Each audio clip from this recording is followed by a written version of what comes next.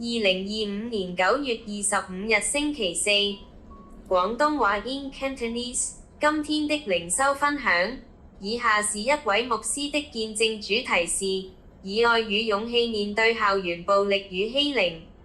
各位主內親愛的弟兄姊妹，願你們平安。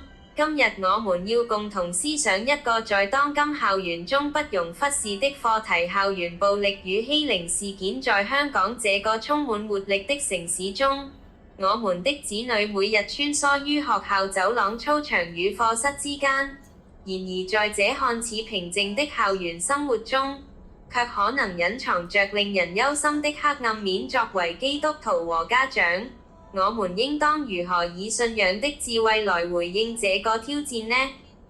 聖經給予我們一個清晰的指引：你們願意人怎樣待你們，你們也要怎樣待人。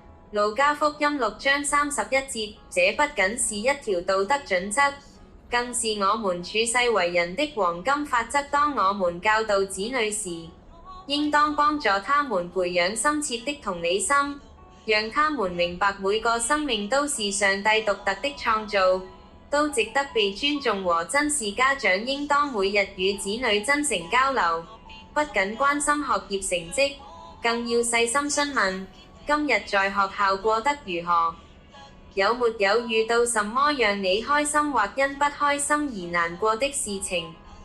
這種持續的關注和開放式對話，能夠及早發現問題，成為孩子的第一道防線。面對可能遭受欺凌的孩子，我們需要給予他們屬靈的裝備和心靈的建造。使徒保羅的勸勉成為我們的安慰與力量：在盼望中要喜樂，在患難中要忍耐。羅馬書12章12節。我們要讓孩子確信，他們的價值不是建立在同輩的評價上，而是根植於上帝的眼裡無條件的愛。當遭遇不公平對待的時候，不是以仇恨回應，而是學習交託與寬恕的功課。同時，我們也要教導孩子辨識什麼是適當的自我保護，何時應當向可信賴的成年人尋求幫助。最重要的是，我們要記住先知以賽亞所傳遞的訊息：壓傷的蘆葦，他不折斷；將殘的燈火，他不吹滅。馬太福音12章20節。教會應當成為安全的港灣，讓每個受傷的心靈得着醫治和恢復。當發現子女遭受欺凌時，家長需要以智慧與學校溝通，用愛心說誠實話。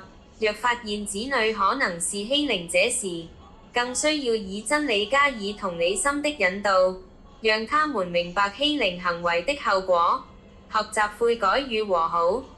作為基督徒群體，我們被呼召成為和平的使者，讓我們不單教導子女遠離惡事，更要積極培養他們成為校園中的光與鹽，以勇氣守護弱小，以愛心建立包容的校園文化。願我們的家長們都能以禱告托住子女的校園生活，與學校建立合作關係，共同創造一個讓每個孩子都能安心成長的環境。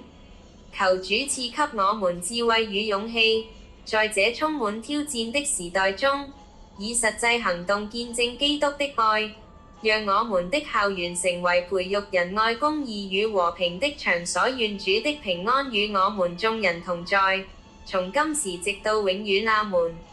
全文配樂：聖詩信心的等待。